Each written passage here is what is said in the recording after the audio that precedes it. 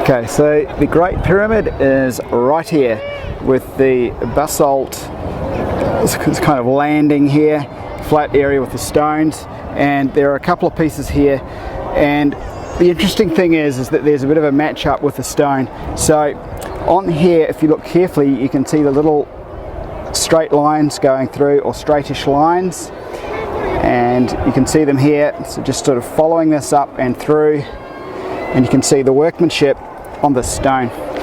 And then this stone here has the cuts in it right here also, and in this case here you can still see the marks, the same marks within the stone here.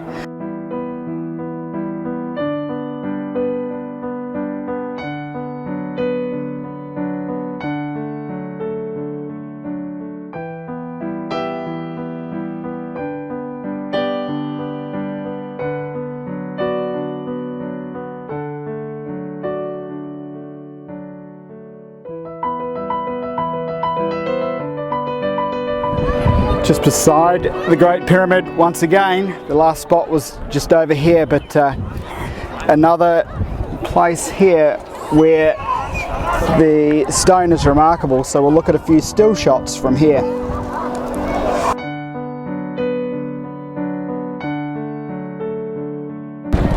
Okay, the Great Pyramid is right here, and with this stone here you have the workings right here, and also here, here and here. Just having a bit of a closer look through here and here.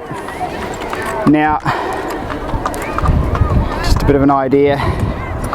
So through here is yet another example.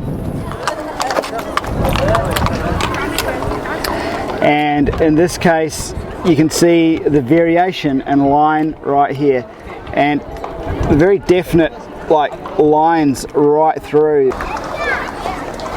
So there's that one here, and then again here there's a whole lot more cuts, and you can see them in here.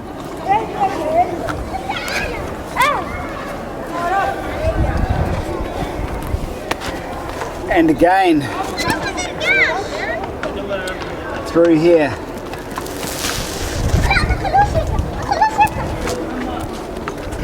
Now with this rock here, and the pyramid is just up here, so first of all we can see the marks, depressions into the rock on this side, but on this side you can really see that workmanship, and you can see the very fine marks through here cut into this basalt. There's the side of it, and then this one here is highly remarkable with the cut running just straight through here. It just looks like a cut basically. So we'll have a look at some stills from both places.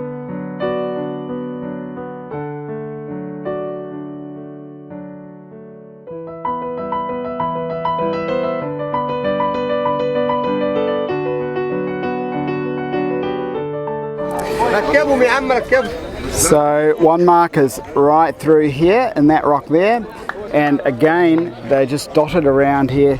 So more here, workings deep into the rocks. Okay. Sorry.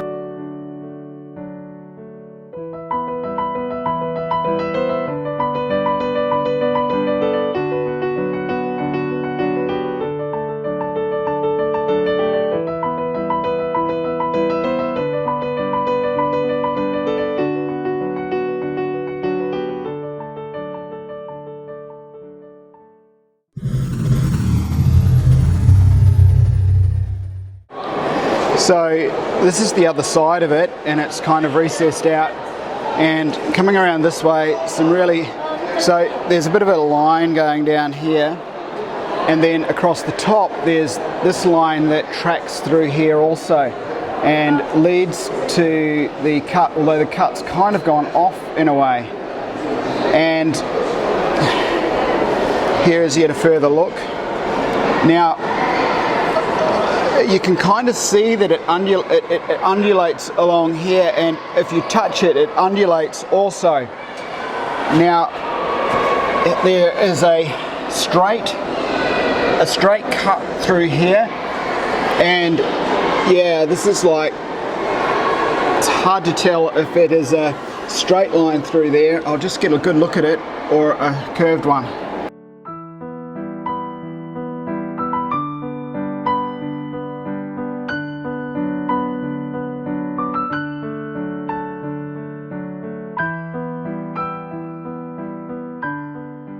Okay, so it's just phenomenal, the amount of stuff within this museum. It's overwhelming, but right now within this case here, all sorts. That doorway again is so prominent. The Hathor type horns right here, and you have these pieces right here which look to be cogs for spindles. So really, really interesting stuff.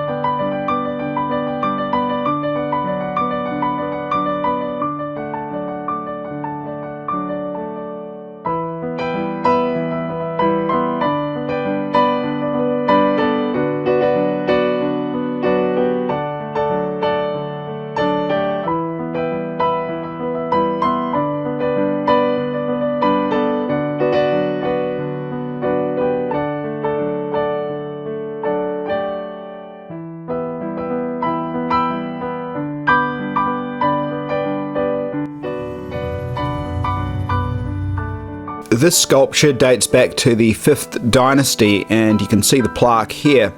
So it dates back around 4,500 years, according to mainstream history. I noticed the 2 cuts at the back of the sculpture, so I just took some photographs of these.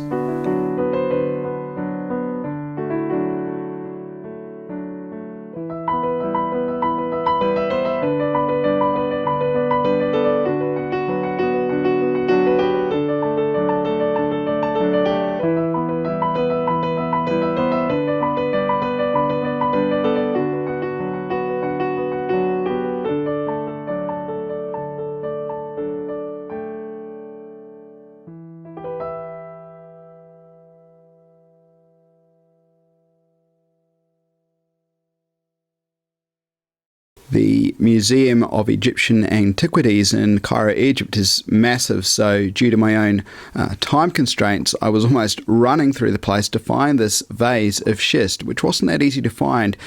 So photographs, I've taken them through the glass. Now we can read the description for it. Vase of schist of unique form, intended to be mounted on a post and possibly intended to hold lotus flowers. First dynasty, so we're talking around 5,000 or just over 5,000 years ago. First dynasty, Saqqara, tomb of Sabu. Now, other commentators such as Brian Forster, and there will be many other aspects within this video that Brian Forster, for example, has commented on, but nonetheless, with this vase of schist, there are other vases that have these similar sort of turnover form to them.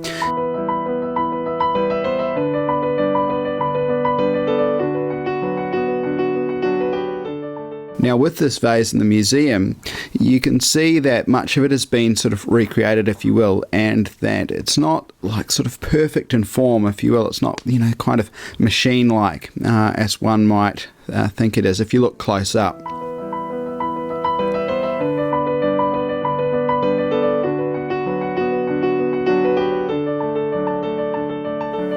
Let's note that they have stated possibly intended to hold lotus flowers, so they're not saying it is so. They do state of unique form. So you can see the round bore kind of clearly there. You can also just to the side see it, just to the side also, right there and there.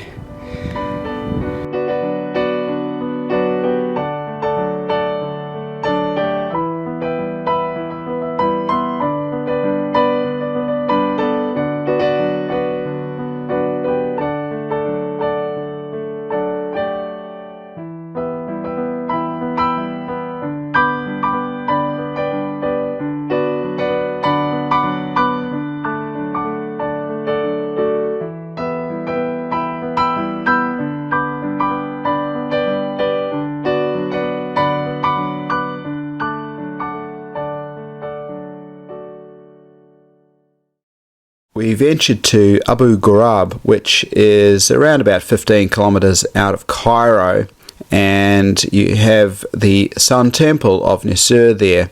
Now, there's a bit of a pyramid there, and around the area you have the bowls, the alabaster bowls, and the various markings on there suggestive of machine work.